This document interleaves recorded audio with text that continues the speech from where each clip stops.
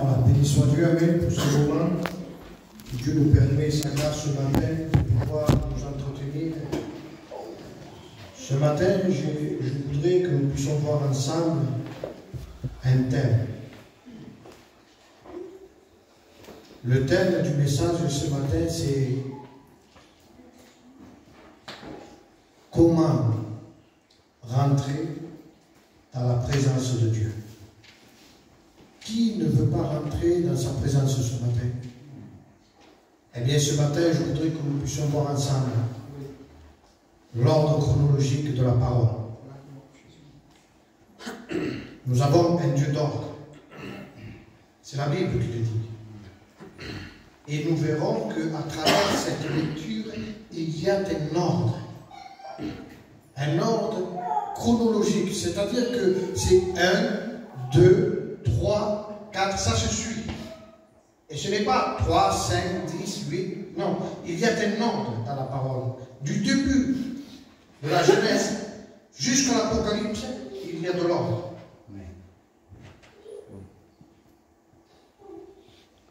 Et ce matin, je voudrais que nous puissions ensemble nous réjouir à travers ce que Dieu a déposé dans mon cœur. Avant d'aller plus loin, je voudrais que Abraham puisse prier pour moi. Père, notre Père, Seigneur, nous sommes devant toi ce matin, oui, avec un cœur vrai, peut-être fatigué, peut-être découragé, mais nous sommes tous devant toi, devant ce Dieu, Seigneur, que nous aimons. Et ce matin, nous sommes levés, préparés, Seigneur, pour venir écouter ta parole, Amen. Seigneur. Bénis ton serviteur, c'est pas des mots, des phrases, n'aime pas un homme écouter, Seigneur, mais je suis venu écouter, Seigneur, la voix de l'Esprit, écouter ce que tu as besoin à parler au peuple, Seigneur. Ouais, mon frère, Seigneur, que ce soit toi qui parles, Seigneur, donne-y toute autorité, Seigneur, donne-y la vision, afin que notre cœur soit renouvelé ce matin, à travers ta parole, Seigneur. C'est pas des émotions que nous voulons, Seigneur, mais nous voulons sortir de ce lieu avec un plus, Seigneur. Merci de ta grâce, merci, Seigneur, de ta compréhension, parce que nous avons besoin de comprendre ce que le message a besoin de nous parler dans ton cœur. Besoin de comprendre, Seigneur, et surtout de le mettre en pratique, Jésus. Alléluia, la gloire est à toi. Amen, Seigneur. Amen. Ce matin, je voudrais que nous soyons à l'aise à travers la parole de Dieu. Parce que la parole de Dieu n'est pas là pour froisser qui que ce soit, pour faire du mal.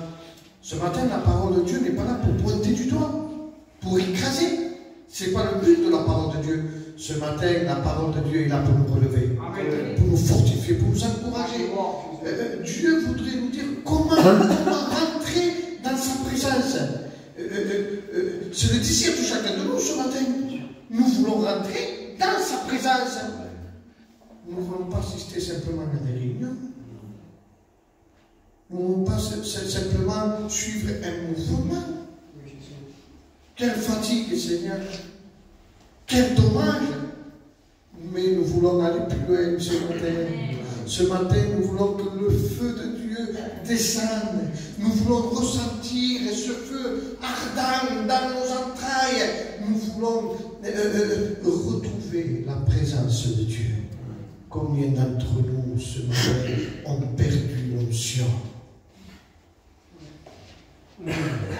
Combien d'entre nous ce matin viennent à l'église et disent Seigneur que je voudrais, mais il ne s'exprime pas, c'est dans le cœur, c'est une pensée qu'il y a à l'intérieur. Seigneur, combien j'aimerais retrouver cette onction ce matin.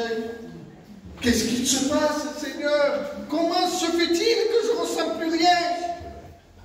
Et on ne dit rien, mais personne ne continue à suivre le mouvement. On suit, rien ne se passe. Parce qu'il faut un ordre chronologique. Alors ce matin, je voudrais avec vous faire une lecture, sans trop nous attarder dans le livre d'Exode. Exode chapitre 3. Le message, normalement, a 2 chapitres de plus en arrière. Nous sommes au chapitre 3, il y a le chapitre 2 et le chapitre 1. Mais si je rentre dans le chapitre 1 et le chapitre 2, il y a 3 jours de réunion. On peut faire un séminaire. Mais ce matin, je veux prendre l'essentiel. Ce que le peuple a besoin. Je veux prendre le cœur du message. Ce matin, je voudrais que nous soyons débloqués de notre situation. Ce matin, je voudrais donner la clé. La clé qui va débloquer, déverrouiller ta vie chrétienne. Je voudrais que ce matin, tu partes d'un pas nouveau. Et qu'à côté de ce matin, tu dises, ça y est, j'ai retrouvé, Seigneur. Je sais ce qui se passe dans ma vie. Je veux ces choses-là. Je veux mettre en pratique ta parole et garder l'onction. C'est le but du message ce matin. Je ne voudrais pas prêcher pour épater la galerie.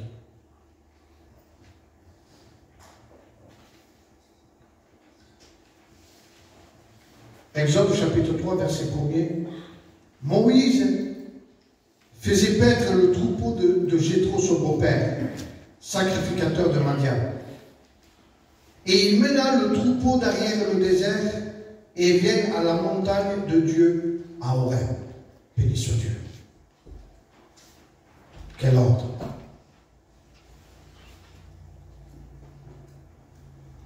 L'ange de l'Éternel lui apparut dans une flamme de feu. L'ange de l'Éternel, c'est Jésus. Il apparut dans une flamme de feu au milieu d'un buisson. Moïse regarda, et voici, le buisson était tout en feu, et le buisson ne se consumait point. Moïse dit, je veux me détourner pour voir quelle était cette grande vision. Pourquoi le buisson ne se consume point? L'Éternel vit qu'il se détournait.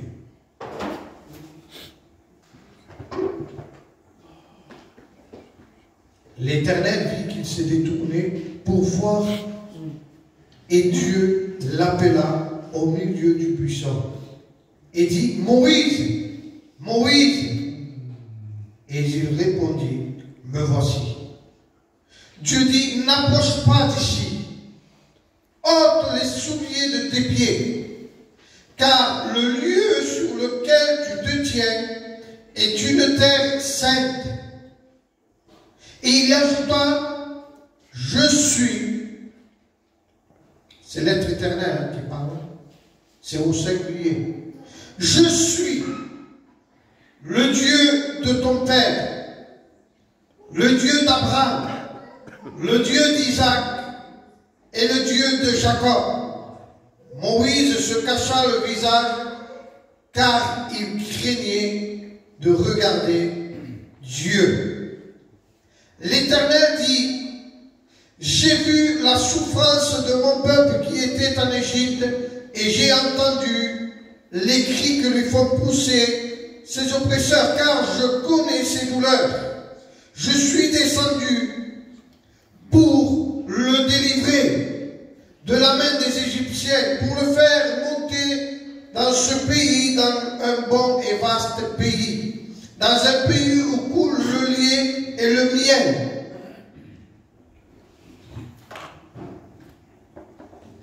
Et j'arrêterai volontairement la lecture. Nous voyons là quelque chose de particulier. La Bible dit que Moïse était en train de faire paître le troupeau de son beau-père Jéthro. Vous savez, la Bible dit que tout concourt au bien de celui qui aime Dieu. Dès les entrailles de sa mère, Moïse a été choisi sans qu'il ne le sache. Si nous reculons quelques chapitres en arrière, nous voyons le parcours de cet homme, un parcours très compliqué. Je vous ai dit qu'à un moment donné, le roi voulait tuer tous les premiers-nés, parce que le peuple hébreu se multipliait et grandissait et prenait de la force.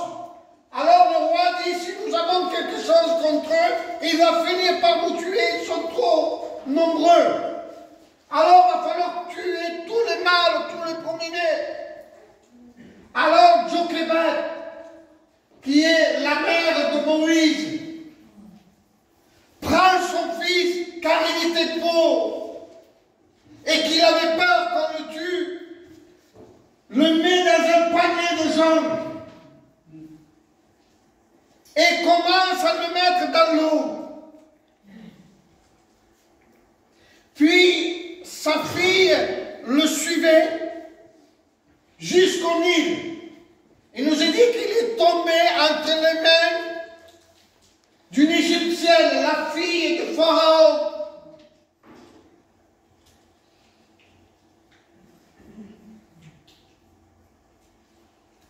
Et là, la fille de Pharaon découvre cet enfant, Moïse, qui veut dire sauver des eaux.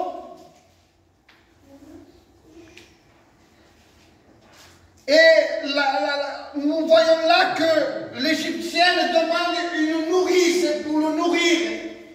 Mais il dit, allez chercher une nourrice chez les Hébreux. Pas n'importe laquelle, car l'enfant, c'est un Hébreu. Et voilà qu'on va chercher Jochebed, sa propre mère, sans le savoir. La servante, eh bien, l'Égyptienne prend Jochebed, sans savoir qu'il était sa mère, et commence à faire nourrir l'enfant. C'est un ordre chronologique de la parole de Dieu. Il était choisi. Racontez-vous, par là où Moïse est passé, il aurait pu être englouti par un prédateur dans le Nil, les crocodiles ou quoi que ce soit. Mais tout concourt au bien de celui qui aime Dieu. Moïse était nourri par Jochebed. Et Jochebed est le symbole de l'Église. Moïse ne fallait pas qu'il se nourrisse d'un Égyptien. Trop de chrétiens aujourd'hui se nourrissent des choses de l'Égypte.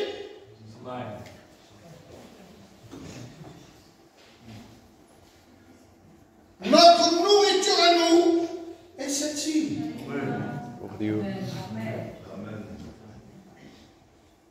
Il était choisi par Dieu jusqu'à la nourriture. Alors Moïse grandit, se fortifie, et il nous est dit qu'à un moment donné, Moïse voyait que en Égypte, on faisait souffrir les Hébreux dans l'esclavage. Les Hébreux, c'était leurs frères, mais lui il ne savait pas. Mais il avait une attirance.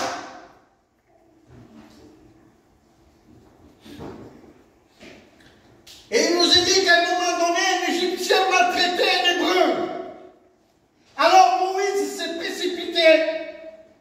Je suis obligé de vous raconter cela pour entamer l'histoire.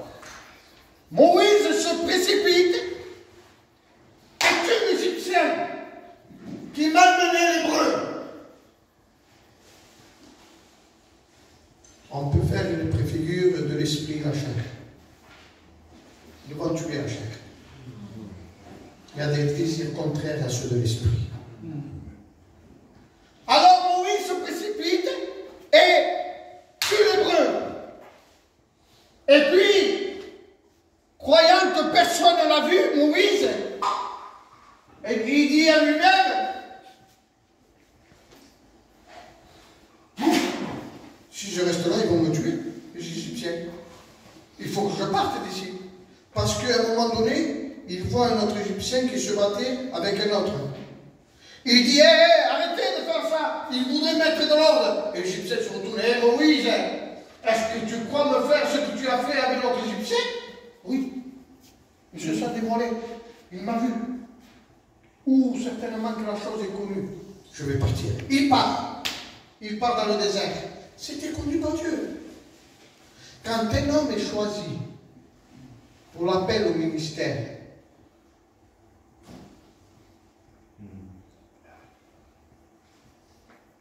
quoi qu'il puisse arriver, vous avez vu le parcours qu'il a fait, Moïse?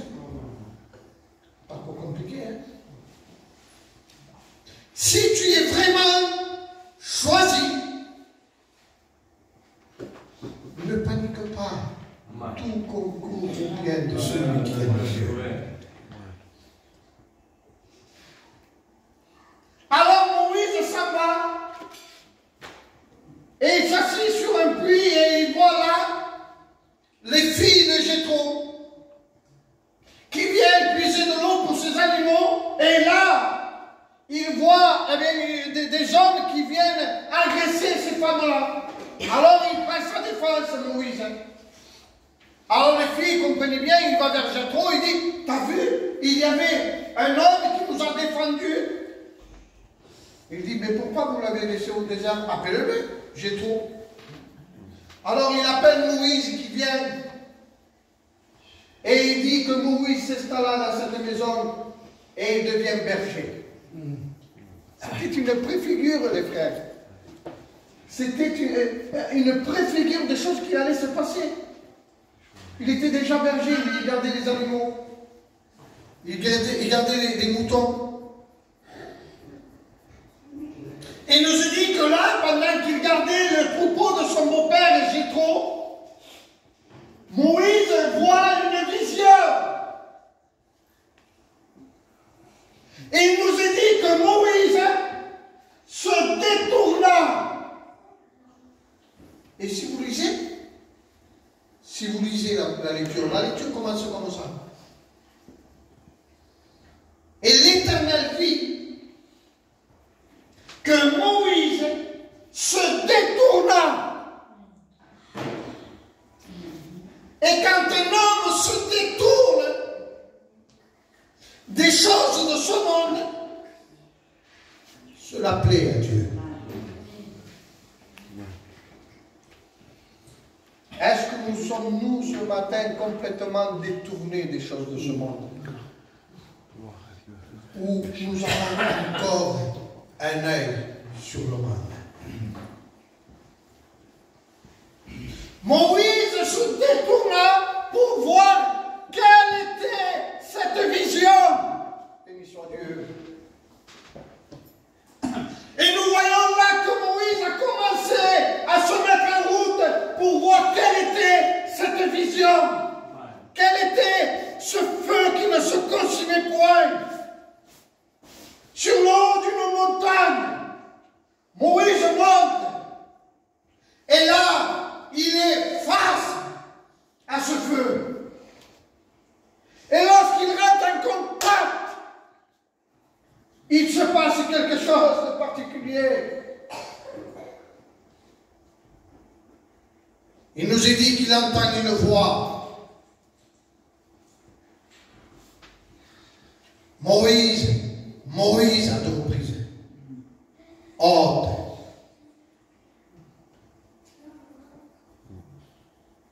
Quand on rentre en contact avec Dieu. Mais avant de rentrer en contact, il a fallu qu'il se détourne. On ne peut pas rentrer en contact de Dieu si on ne se détourne pas des choses du monde. Il y a un ordre chronologique. On se détourne des choses de ce monde pour rentrer en contact avec Dieu. Alors, il se détourne, il rentre en contact. Et quand nous rentrons en contact avec Dieu, Moïse, ôte. Quoi, Seigneur? Quand on rentre en contact avec Dieu, avec ce feu, le feu purificateur de la parole. Amen. Quand on rentre en contact, Dieu veut nous purifier.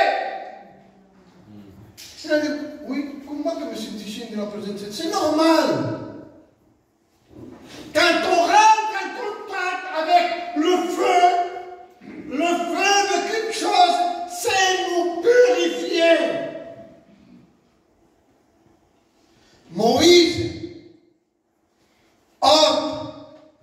souliers de tes pieds. Car le lieu sur lequel tu te tiens est une terre sainte. Nous ne rentrons pas dans la présence de Dieu n'importe comment, à la légère. C'est vrai. Ça a été question vendredi de légèreté avec Daniel. Trop de légèreté parmi le peuple hébreu. Il y a un ordre chronologique, se détourner, se purifier et s'humilier.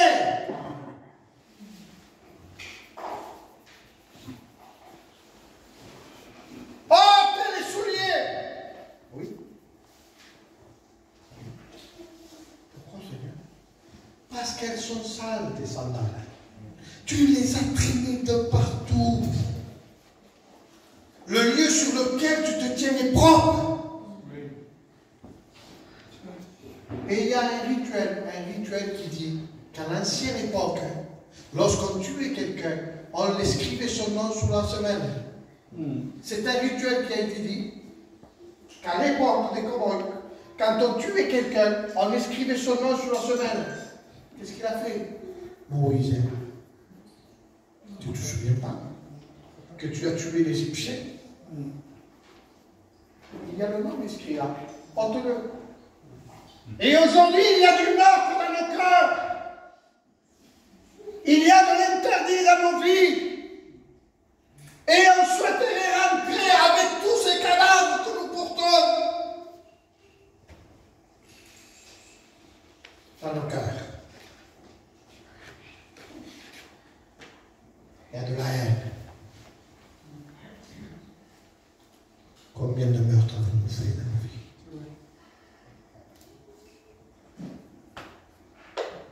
Ce matin, Dieu nous appelle à purifier nos vies. Amen. À purifier nos cœurs. Nous ne rentrons pas dans la présence de Dieu n'importe comment. Il y a de l'ordre. Moïse, ôte les souliers de tes pieds, car le lieu sur lequel tu te tiens est une terre sainte. Il y a de l'ordre.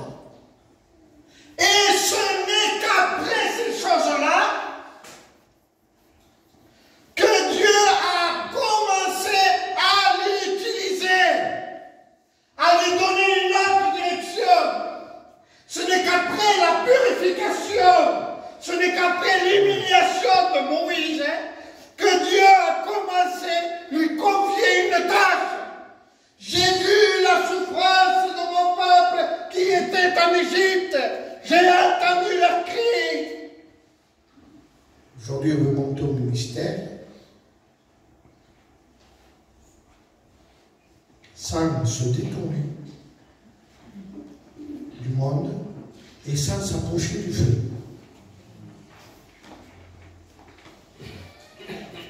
C'est ça. Et après, tu vas me dire à toi, à moi, que tu es bouillant. Tu ne t'approches pas du feu. Tu n'es jamais en communion. Et tu veux te mettre au service de Dieu. Tu veux un fonction.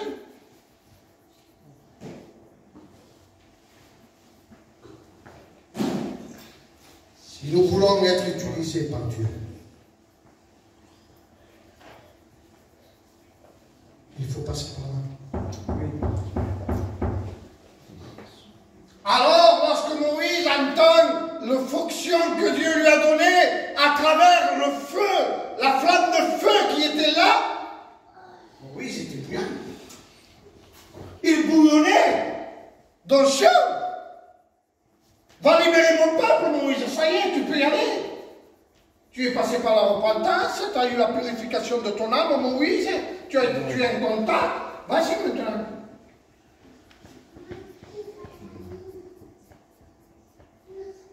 Sommes-nous bouillants ce matin? On s'approche tellement de la communion avec Dieu, parce que le feu c'était Dieu. On est tellement en communion avec Dieu qu'on bouillonne. bouillonne, qu'on est bouillonnant. Parce qu'Apocalypse, il dira, parce que tu n'es ni froid ni bouillant. C'est un partage d'eau chaude et de froid. Parce que tu n'es ni froid ni bouillant. Donc, c'est un partage entre la chair et l'esprit. C'est un partage entre le monde et Dieu. Tiède.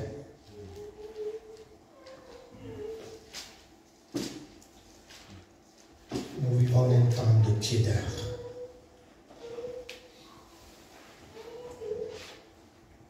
Il y a de la tiédeur. Non, ça va, moi je suis libre, moi ça. Je veux opinion. Il y a un séminaire. On va aussi, pardon pour tous qui vont au séminaire, les frères. On va au séminaire et on revient du séminaire avec toutes ces choses qui déplaisent à Dieu. Il faut le laisser au séminaire. Mais on le laisse au séminaire, toutes ces choses. Chapiteaux, on le laisse au chapiteau, toutes ces choses. Parce que les chapiteaux et les séminaires ne savent rien, monsieur. Parce que tu n'es ni froid ni bouillant. Seigneur, mais je veux réunion. Oui, mais il n'y a pas de communion chez toi. Il n'y a pas de contact avec le feu purificateur. Il y a des choses de l'Égypte encore qui demeurent en toi. Et il faut un contact. Il fallait que Moïse ait un contact avant d'aller plus loin. Eh Moïse, tu veux aller plus loin? Oh!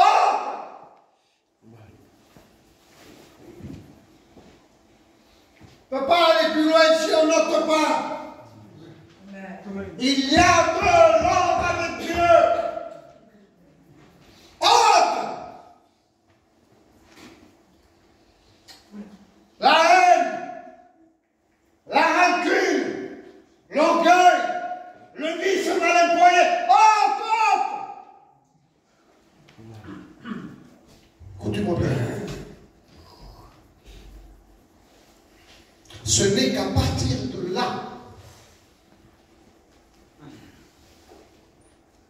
ça déplaît, hein, le message ce matin. Je vais rester stratégique comme ça. Amen. Amen. Ce n'est qu'à partir du contact avec ce feu, avec Dieu, que les choses ont commencé pour Moïse. Et je voudrais ce matin que les choses commencent à partir de là, avec chacun de nous. Je voudrais qu'on réalise que le lieu sur lequel nous nous tenons est un Dieu saint. Nous désirons le ciel. Nous imaginons ce que nous désirons ce matin. La sainteté de Dieu. Alors, écoute bien ce que je te dis. Écoute-moi bien. Hein. C'est pour toi, c'est pour ton bien et pour mon bien aussi. Écoute bien, écoute bien. Ce n'est que là que les choses ont commencé. Si tu t'approches de Dieu, de ce feu purificateur, je m'approche de l'éternel, de l'intimité, de la consécration, je m'approche de lui, dans ma chambre. Et lorsqu'on s'approche de cette lumière, de ce feu, de cette lumière, de ce feu qui nous éclaire, il éclaire tous les recoins de nos vies ténébreuses. Oui, quand on est en présence de Dieu, quand je rentre dans la présence de Dieu, je me sens sale. C'est normal que tu te sentes propre. Hein? C'est pas normal. Mais quand on rentre dans la présence de Dieu, quand nous sommes au contact de ce feu, on se sent misérable, on se voit sale. Il n'y a qu'au contact de la lumière que nous pouvons voir ça. Comment tu feras pour aller plus loin sans lumière? Sans ce feu qui va te purifier, comment tu feras? C'est que de la religion. Que de la religion catholique et Sainte Marie. C'est ça. Mais quand on rentre au contact de la personne sainte, on se sent sale. Je suis misérable. La lumière se braque, la lumière de justice se braque avec nous. Et là, on voit toutes nos imperfections. Il nous est dit que Moïse se cachait le visage. N'osez pas regarder Dieu en face.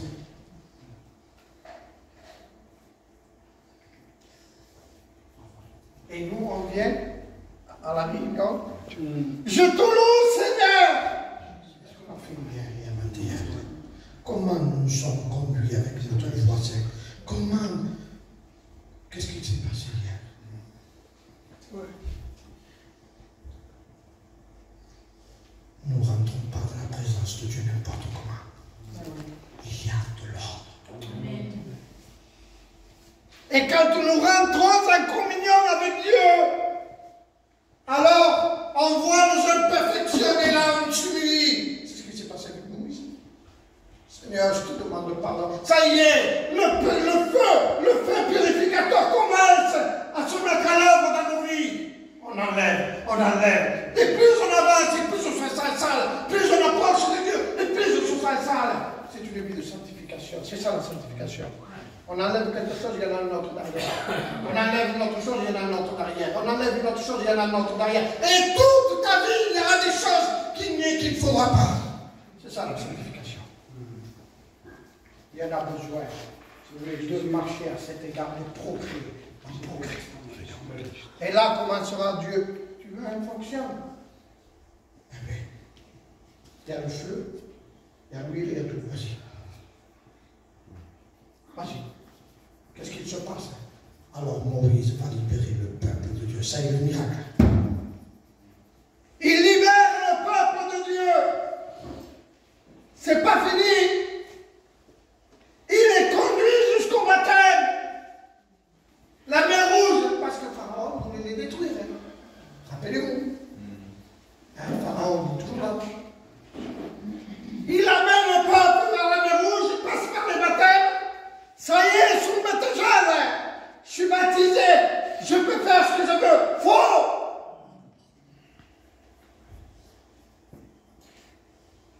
Tu viens de déclarer la guerre au diable, aux esprits méchants dans les lieux célestes. Tu as besoin de t'armer. Tu viens de déclarer la guerre au diable en publiant publiquement par les eaux du baptême. Je m'engage à Dieu. J'appartiens à Dieu. Je mets une alliance parce qu'il est mon époux, je suis l'épouse. Je m'engage, ça y est. Tu déclares la guerre au diable. Le diable veut te détruire. Alors on a besoin de se revêtir de toutes les armes de Christ pour pouvoir tenir ferme et jusqu'au bout. Qu'est-ce qui s'est passé après? Mais lisez votre Bible. Oh, lisez votre Bible. Voulez-vous connaître Jésus? Voulez-vous connaître Dieu? Ou voulez-vous simplement chanter derrière l'estrade, prêcher derrière une estrade, témoigner derrière une estrade, être vu derrière l'estrade? Lisez votre Bible. Si Jésus vous intéresse, découvrez la personne de Jésus, qui il était, comment il se comportait, qu'est-ce qu'il faisait. Regardez, si cela vous intéresse, fouillez, escrutez la Bible, mange ce rouleau, mange-le. Josué, que ce livre ne s'éloigne point de ta bouche, médite-le jour et nuit. Ne te relâche pas, hein, Josué, parce que le diable ne se relâche pas, lui, il est toujours derrière toi. Je crois. Que ce livre de la loi ne s'éloigne point de ta bouche, médite-le jour et nuit pour agir fidèlement dans tout ce que tu entreprendras. Qui a lu la Bible entière au milieu de nous en 10 ans d'église? Je pose une question ce matin. Pas pour ceux qui savent pas lire. Ceux qui ne savent pas lire, ce n'est pas l'excuse. Tu écoutes la Bible à midi. Qui a lu la Bible en entière?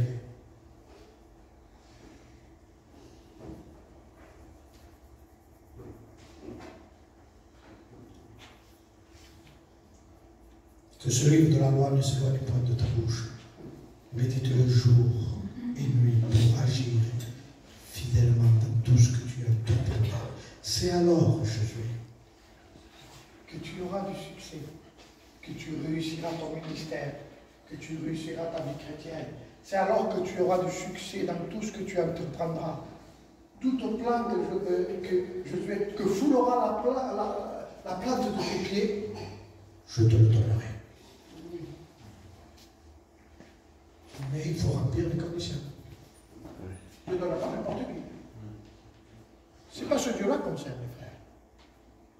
Dieu reconnaît ses enfants. Pourquoi? Parce qu'ils ont son langage, ils ont son caractère, et ils ont les critères du Père. Comprenez-vous? Josué, toute plante que foulera ton pied, je te le donnerai. Pourquoi? Parce que tu ne t'éloignes pas de ce livre. C'est ça la vie chrétienne. Alors qu'est-ce qui s'est passé? Il libère le peuple, il les fait passer par les baptêmes et ils vont où? Au désert.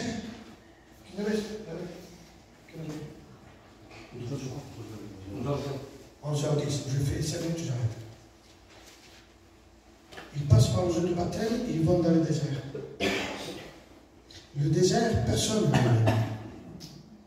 Et pourtant, c'est l'école la plus belle, le désert.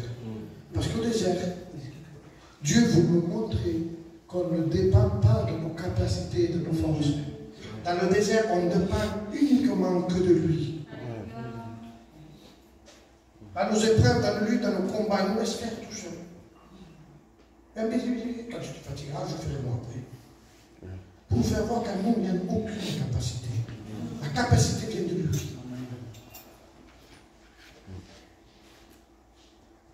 Et après le désert, qu'est-ce qui se passe? Mais qu'est-ce qu'il y avait dans le désert? La Tchekina. La colonne de feu. Le feu, de nouveau. Vraiment le rôle de la lumière qui dort. Le feu, de nouveau, qui les conduisait. Le Saint-Esprit vous conduira dans toute la vérité. Amen.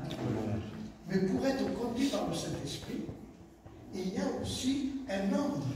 N'attristez pas le Saint-Esprit par lequel vous avez été scellés. On l'attriste du matin au soir? Oui, si tu peux me rendre. C'est normal. Seigneur, conduis-moi. Non. Je ne te conduis pas. On ne peut pas servir de maître. La Tchekina descend quand nous sommes en contact avec lui. On veut le feu de Dieu, mais on ne veut pas de contact avec lui. On va à l'église, on peut sentir l'onction, mais il n'y a pas de contact. Tout à la Tchekina voulait, mais il n'y a pas. Tu t'es pas approché du feu. Au combat que j'ai pu le zèle que j'avais avant.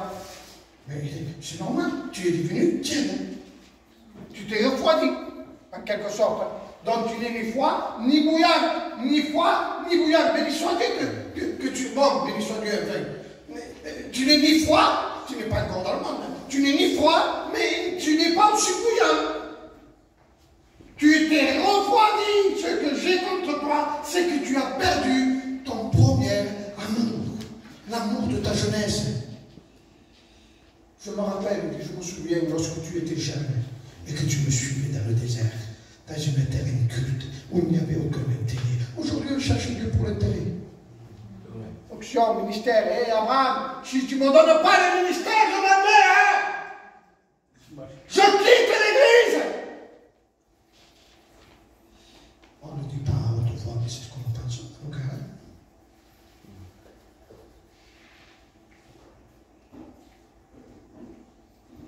Si tu ne me donnes pas une fonction, Abraham, eh bien, je vais voir l'herbe d'à côté. L'herbe d'à côté est mieux. Il est empoisonné. L'herbe d'à côté, c'est un poison.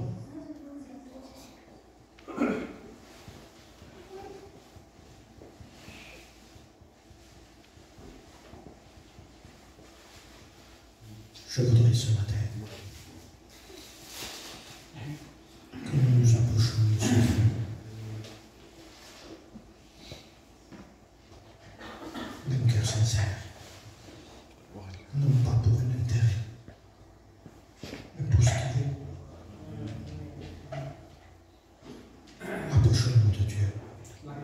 Approchez-vous du trône de la grâce.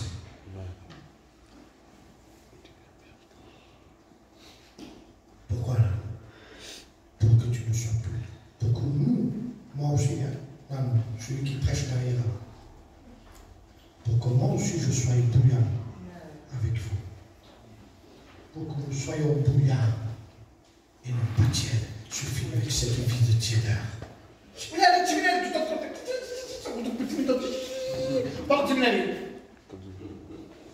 C'est une forme de divertissement. Dites ce que vous voulez, filmez, faites-le passer au conseil, faites ce que vous voulez. C'est une forme de divertissement. Aujourd'hui, on veut remplacer les choses du monde par les choses de Dieu. Avant, on faisait des fêtes dans le monde, on allait dans les mariages, il y avait des rassemblements qui se faisaient. Aujourd'hui, on le fait dans le chapiteau. Aujourd'hui, on le fait dans le séminaire. Des femmes qui ne sont pas converties, des hommes qui ne sont pas convertis, qui se permettent de s'habiller n'importe comment et de parler n'importe comment. Et on se mélange. Quel danger! Il y a un danger avant de vouloir témoigner. Nous devons, nous, premièrement, nous purifier. Rentrer en contact avec la communion. Si nous voulons transmettre aux autres ce que nous avons reçu.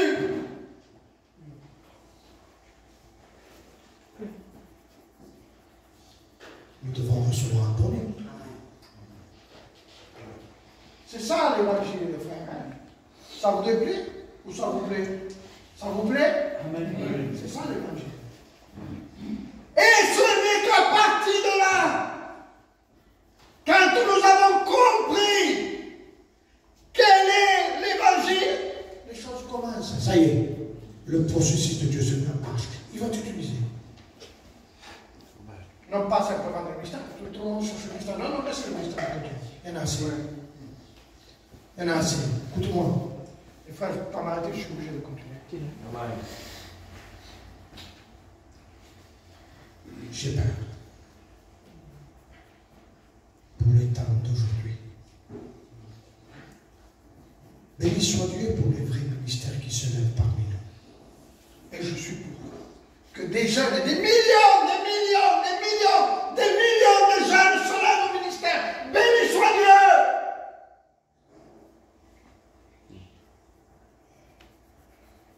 Regardez ce qui se passe. Élisée dit, à un moment donné, il y a une famine qui survient sur le pays. Et il dit à son serviteur, mets le grand pot et fais cuire un potager. L'un d'eux, c'est pas Élisée, hein? Ni son serviteur. Parce qu'Élisée dit à son serviteur, lisez la Bible, il dit ça. Mais c'est pas son serviteur. L'un d'eux se leva lui-même. Il y a des ministères qui se lèvent lui-même. L'un d'eux se leva et va préparer la nourriture Pour le peuple.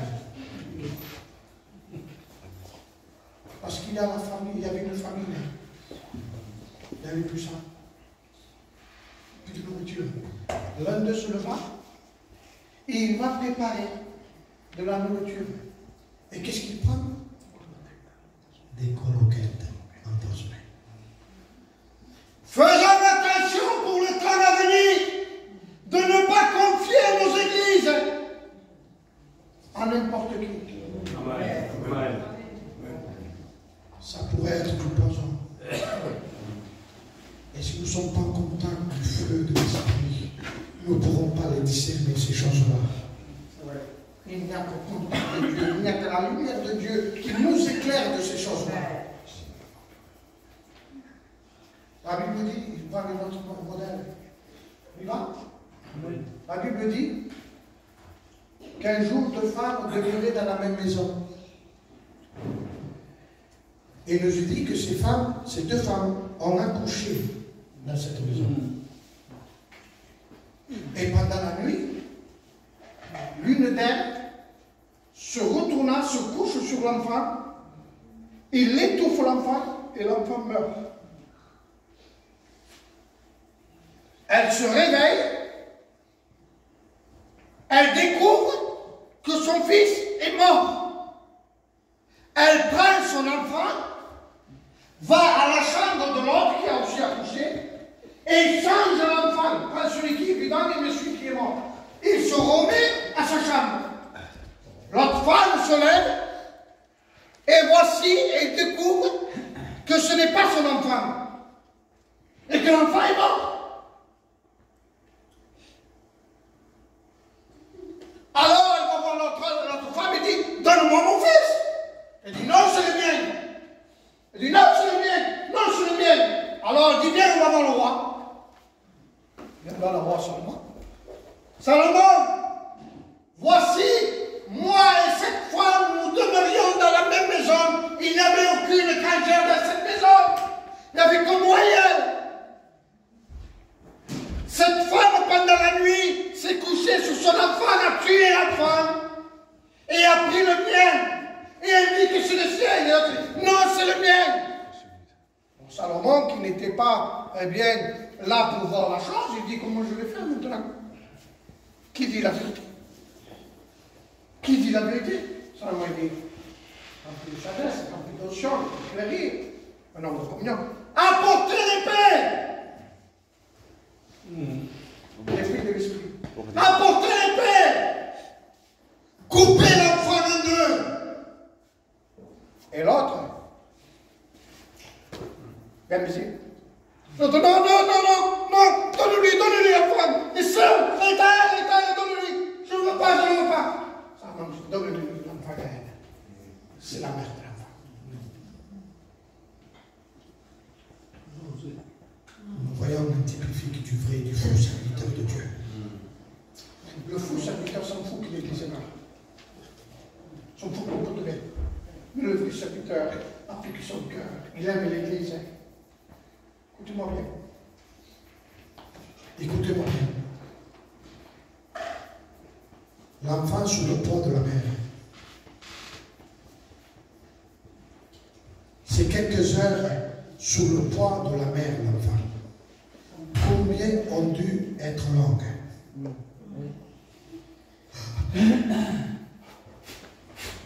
Comment l'enfant a dû se débattre pour une bouffée d'air? La Bible ne dit pas, mais c'est ce qui s'est passé. L'enfant devait se débattre. Et si nous faisons monter des serviteurs qui n'ont pas la peine, ils vont étouffer nos églises, ils vont étouffer l'enfant, ils vont mettre le poids sur l'église. Et l'église, un peu plus, marquante. Oui. Si on ne veille pas, l'avenir, c'est ce qui va se passer. Il y aura des morts spirituels. ils vont tuer l'enfant. Qui est l'église. Ce sont des mots forts que Salomon a employés. Apporter l'épée, couper l'enfant en deux. C'était des mots forts, Abraham. Mais parfois, il faut la parole qu'elle soit forte. Pour remettre en place certaines choses. On a besoin de la parole forte. On a besoin de la nourriture solide. Stop le lait, la purée, les légumes, stop. Non, vous allez passer à la nourriture. Nous allons passer à la nourriture solide.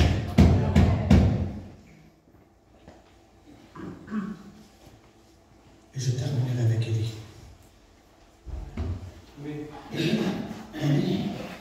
Élie était de la même nature que nous, dit la Bible. De la même nature que nous. Les ministères, ne vous découragez pas. Bénissons Dieu pour les vrais ministères. Et nous sommes là pour ça, les frères. Élie était de la même nature que nous. Il pria pour que le feu descende. Le feu est descendu. Il prie pour que la pluie s'arrête, la pluie s'arrêta.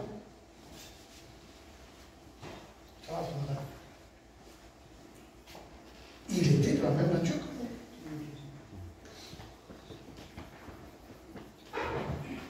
Qu'est-ce qu'il se passe? Dieu a changé.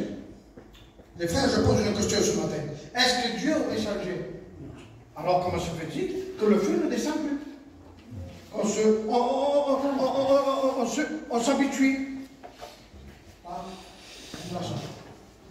Jésus, c'est le plus beau nom. Mais c'est glacé. Où est le feu?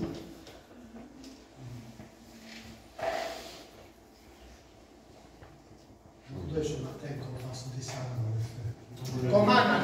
En s'approchant de lui. En lui avouant toutes nos transgressions, toutes nos fautes. En lui demandant pardon, Seigneur. Pardon, Seigneur. Le feu va commencer à descendre ce matin. Si tu reconnais, si nous reconnaissons ensemble notre état de vie spirituelle médiocre, tiède, froide, je vous le promets que si on le reconnaît ce matin, Dieu va envoyer le feu et faire fondre cette glace. Il faut qu'elle fonde ce matin. Il faut qu'elle fonde. Alors je voudrais qu'on s'incline.